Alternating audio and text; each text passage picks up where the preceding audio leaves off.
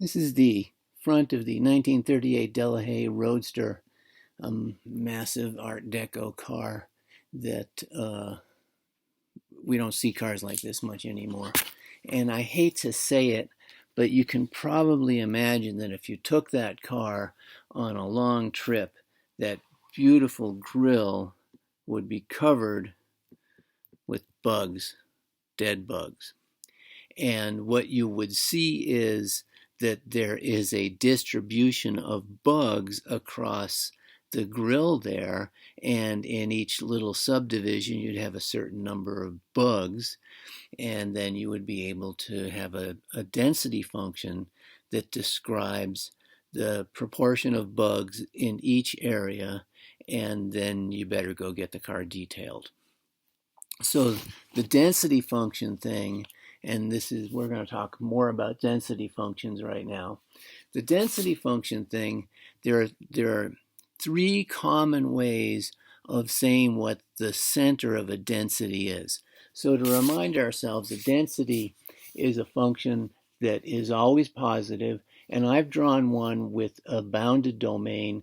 Some of them have infinite domains. The most important one has an infinite domain, but in practice the domains are bounded.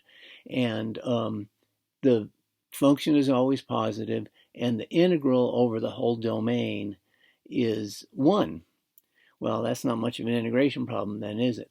And what's really going on here is what's in red is that the amount observed between x1 and x2, the number of bugs on this section of the grill, is the integral from x1 to x2 of p of x. And so this function is kind of defined by its integrals rather than by the actual number.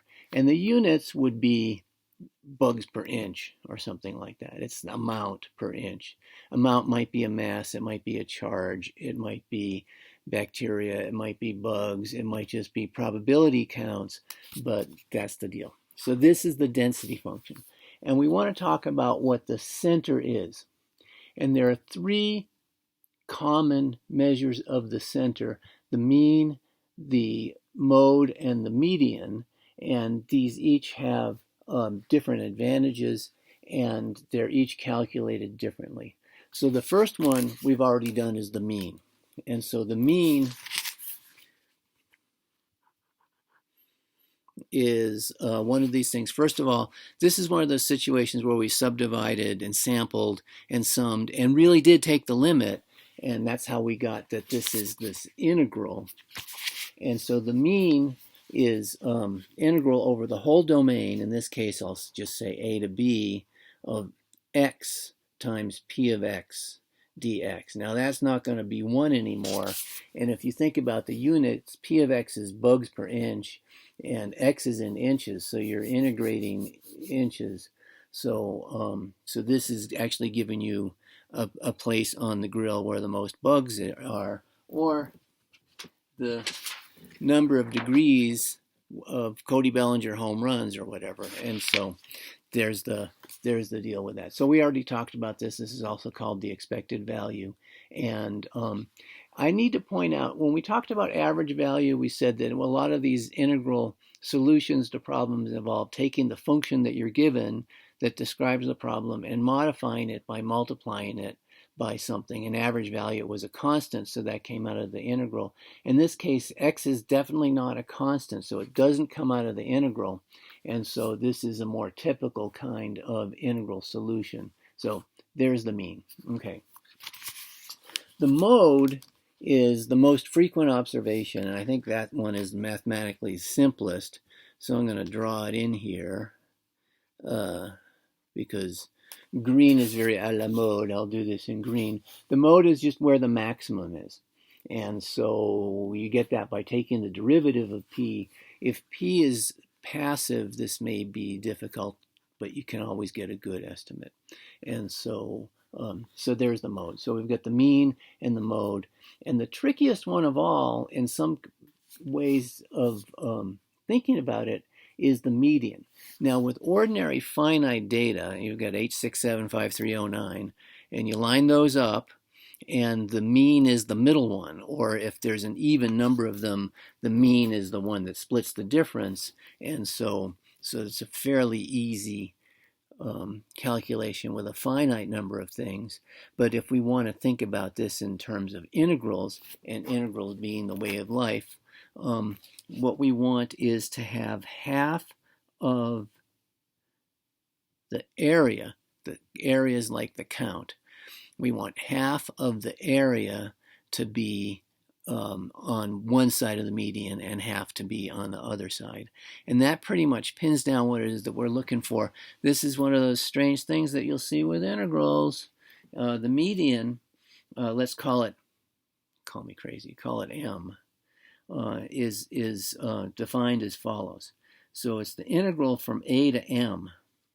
So this number is not defined by the function, it's not defined by the height, it's not defined by the domain, it's defined by the limit of integration. It defines the domain. Anyway, the integral from a to m of p of x dx is a half.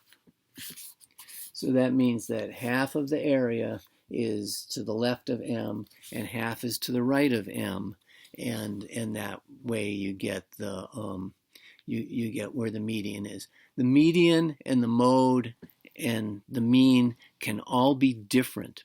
In the most important distribution function, the standard normal distribution, they are not different. They're all the same. But for a general thing, the mean and the mode and the median can be different. And looking at those sometimes is what statisticians do. Right now, we're more interested in how to define these as integrals, but there they are. You can think about median in terms of the integration process, by the way. So let's just finish up with that.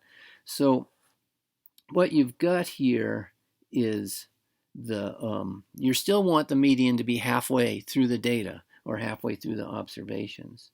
And so I'm drawing a distribution function and I'm subdividing, and we're going to sample, and then we're going to say whoop-de-doo integration. Okay, so I'll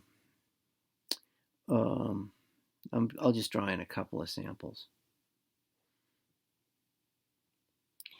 So here's a distribution function subdivided, sampled. So this subdivision tells us what delta x is, and the sample tells us well, it's just the sample, but the sample times delta x is the number of bugs in that portion of the grill, or whatever it is you want to think about. So that's the integral. It's an integral with one subdivision in some sense. So and so the what you're looking for is you've got f1 times delta x, that's too small, and then you add to that f2 times delta x, and that's still too small. And then you add to that f3 times delta x, and that's still too small. And you keep adding pieces till you get halfway up. And so this is what you would do with a finite set of data. When you subdivide, you've made yourself a finite set of data, and they have to be sorted, they have to be in order, and you have to go halfway through. Anyway, keep your cars clean, and don't ride motorcycles with your mouth open. You get bugs in your teeth.